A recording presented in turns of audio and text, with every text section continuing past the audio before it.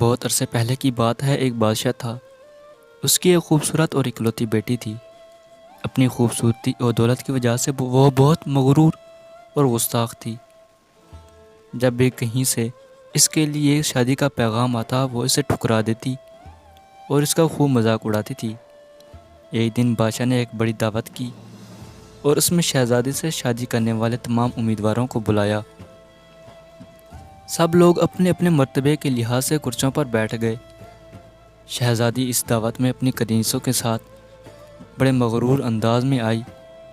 وہ جس امیدوار کے پاس سے گزرتی اس کو بڑی حقارت سے دیکھتی۔ جب وہ ایک شہزادے کے پاس پہنچی جو موٹا تھا تو اس نے اپنی کنیزوں سے ہنستے ہوئے کہا، یہ تو گول ٹب ہے۔ دوسرے امیدوار کو دیکھ کر اس نے کہا، کیسا کھمبے کی طرح لگتا ہے۔ ایک شہزادہ بہت چھوٹا تھا۔ اس نے کہا، ذرا چھوٹو موٹو کو دیکھو۔ ایک نواب بہت گورا تھا۔ شہزادی نے اس کو سفید چوہا کہا۔ ایک امیر کا رنگ سرخ تھا۔ اس نے اسے مرغ کی کلگی کہہ کر پکارا۔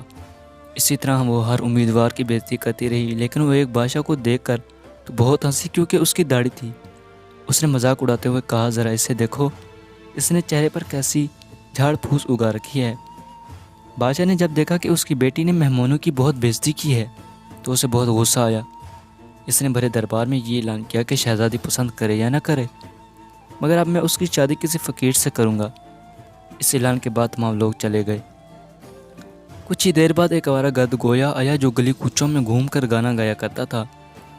اس نے شاہی محل کے نیچے کھڑکی کے قریب کھڑے ہو کر گانا گانا شروع کر دیا۔ بادشاہ نے اس کی آواز سنی تو ایک خادم کو حکم دیا کہ اس فقیر کو اندر بلا لاؤ۔ خادم پھٹے پرانے کپڑوں والے فقیر کو لے آیا۔ اس فقیر گوئے نے بادشاہ اور شہزادی کے سامنے بہت اچھا گانا گایا اور بادشاہ سے انعام مانگا۔ بادشاہ نے کہا، تم نے بہت اچھا گانا سنایا ہے، میں تمہیں بہت اچھا انعام دوں گا۔ میں اپنی بیٹی کی شادی تم سے کروں گا۔ جب شہزادی نے یہ سنا تو وہ بدحواس ہو گئی۔ وہ بہت روئی پیٹی مگر بادشاہ نے اس کی ایک نہ سنی۔ بادشاہ نے اسے ڈانٹتے ہوئے کہا، میں نے مہمانوں کے سامنے قسم کھائی تھی کہ تمہاری شادی کسی فقیر سے کروں گا، اب میں وہ قسم پوری کر رہا ہوں۔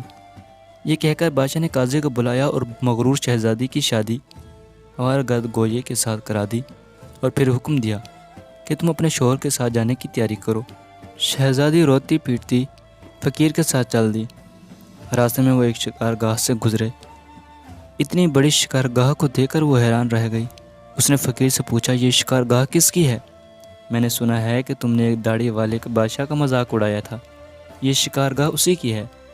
اگر تم اس سے شادی کر لیتی تو یہ تمہاری ملکیت ہو جاتی۔ فقیر نے جواب دیا، یہ میں نے کیا کیا؟ اس نے ٹھنڈی سانس لے کر کہا۔ اس کے بعد وہ بہت خوبصورت باغوں میں پہنچے۔ ان کو دیکھ کر شہزادی نے پھر پوچھا، یہ کس کے ہیں؟ یہ باغ بھی اسی داڑھی والے کے ہیں، فقیر نے آہستہ سے کہا۔ شہزادی نے افسوس بھرے لہجے میں کہا، میں بھی کتنی بد نصیب ہوں۔ پھر وہ ایک بڑے عظیم و شان شہر میں داخل ہوئے۔ اتنا بڑا اور خوبصورت شہر کو دیکھ کر شہزادی حیران رہ گئی۔ اس نے پوچھا، اس شہر کا مالک کون ہے؟ فقیر نے اسے بتایا، یہ شہر داڑھی والے بادشاہ کے ملک کا پایہ تخت ہے۔ اگر تم اس سے شادی کر لیتی تو یہ سب کچھ تمہارا ہوتا۔ میں نے بہت غلطی کی، کاش میں اس سے شادی کر لیتی، اس نے پچھتاتے ہوئے کہا۔ فقیر شوہر نے ناراض ہوتے ہوئے کہا، مجھے اس سے کوئی مطلب نہیں، مگر تم میرے ہوتے ہوئے دوسرے مرد کی بات کیوں کر رہی ہو؟ کیا مجھ میں کوئی کمی ہے؟ اس طرح کی باتیں کرتے ہوئے ایک چھوٹی سی جھونپڑی کے قریب پہنچے۔ کیسی بدنما اور چھوٹی سی جھونپڑی ہے، یہ کس کی ہے؟ شہزادی نے پوچھا۔ یہ میرا گھر ہے اور یہی وہ جگہ ہے جہاں ہمیں زندگی گزارنی ہے۔ تمہارے نوکر کہاں ہیں؟ ہمیں نوکروں سے کیا کام، تم ہر کام کر سکتی ہو۔ اب آگ جلاؤ اور میرے لیے کھانا پکاؤ، میں بہت تھک گیا ہوں، فقیر نے کہا۔ چونکہ شہزادی کو کھانا پکانا نہ آتا تھا اس لیے فقیر نے اس کی مدد کی اور کچھ دیر بعد انہوں نے الٹا سیدھا کھانا پکا کر کھا لیا اور سو گئے۔ دوسری صبح فقیر نے اسے جگایا اور گھر صاف کرنے اور دوسرے کام کرنے کو کہا۔ شہزادی تمام دن کام کرتی رہی، اوپر سے جلی کٹی باتیں بھی سنتی، مگر صبر کے سوا کوئی چارہ نہ تھا۔ اسی طرح انہوں نے کچھ دن گزارے، پھر ایسا وقت آیا کہ ان کے پاس کھانے تک کے لیے کچھ نہ رہا۔ ایک دن فقیر نے کہا، میں نے جو کچھ کمایا تھا خرچ ہو گیا، اب تمہاری کمانے کی باری ہے، میں تمہیں بید لا کر دیتا ہوں، اس سے تم ٹوکریاں بن لینا۔ یہ کہہ کر وہ جنگل گیا اور بید کاٹ لے آیا۔ شہزادی نے ٹوکریاں بننی شروع کر دیں، اس نے پہلے کبھی کوئی ایسا محنت کا کام نہیں کیا تھا، اس لیے اس کی انگلیاں زخمی ہو گئی اور ان سے خون بہنے لگا۔ یہ دیکھ کر اس کے شوہر نے کہا، میرا خیال ہے یہ کام تمہیں نہیں کر سکتی، میں تمہیں کچھ سوت لا کر دیتا ہوں، اس سے کپڑا بن لینا۔ مگر وہ یہ بھی نہ کر سکی۔ فقیر نے کہا، تم تو میرے لیے بالکل بیکار ہو، تم کوئی کام نہیں کر سکتی، تم سے شادی کر کے مجھے بڑا نقصان ہوا ہے۔ بہرحال میں کوشش کرتا ہوں کہ تمہارے لیے مٹی کے برتن لا دوں، تم بازار جا کر ان کو بیچ دیا کرنا۔ مغرور شہزادی نے اکڑ کر رہا، مگر جب میں بازار میں کھڑی ہوں گی تو میرے ملک کے لوگ مجھے اس حال میں دیکھ کر خوب ہنسیں گے۔ فقیر نے کہا، یہ میرا مسئلہ نہیں ہے، اگر تم بھوک سے مرنا نہیں چاہتی تو تمہیں یہ کام کرنا پڑے گا۔ مٹی کے برتن بیچنے کا کام بہت اچھا چل رہا تھا۔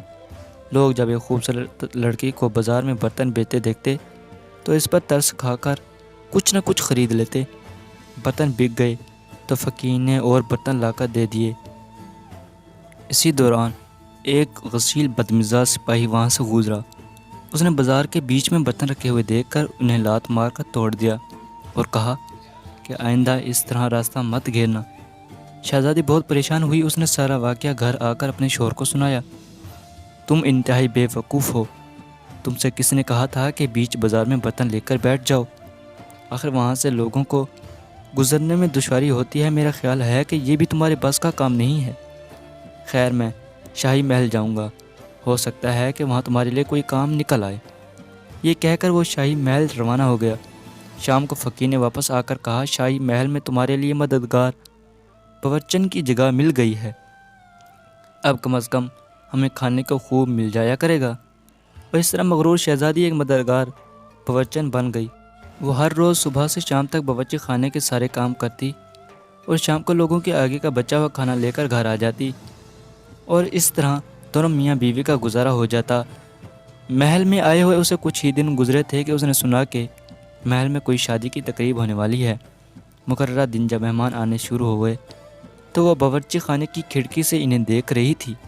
نقیب اور چوبدار زرق پر کپڑوں میں مہمانوں کا استقبال کر رہے تھے، ہر طرف شان و شوکت اور دھوم دھام نظر آ رہی تھی، لیکن شہزادی اپنی قسمت پر آنسو بہا رہی تھی اور اپنے غرور و تکبر اور بے وقوفی پر پچھتا رہی تھی۔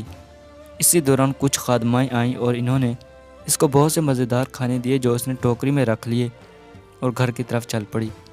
بھی وہ محل کے دروازے سے گزر رہی تھی کہ اچانک ایک بہت ہی زرق برق لباس والے ایک شاندار اور خوبصورت شخص نے اس کا راستہ روک لیا۔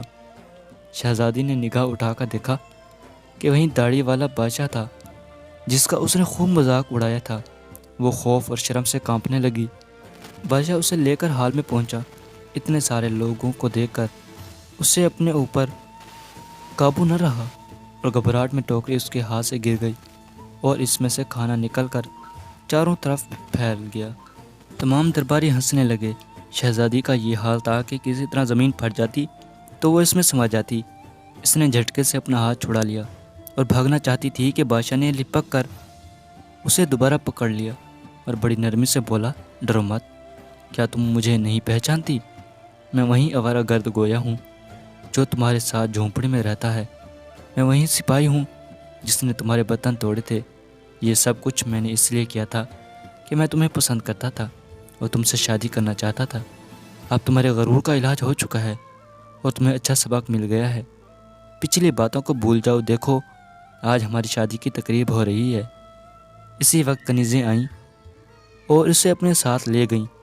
شہزادی کو نہلا دھلا کر دلہن کا لباس پہنایا گیا۔ جب وہ دوبارہ ہال میں آئی تو دیکھا کہ اس کے والدین اور اس کے تمام دربار بھی وہاں جمع ہیں۔ سب لوگوں نے اسے مبارکباد دی۔ اب شہزادی بالکل بدل چکی تھی، اس کا غرور، اکڑ اور دوسروں سے نفرت ختم ہو چکی تھی۔ اس نے زندہ رہنے کا ڈھنگ سیکھ لیا تھا۔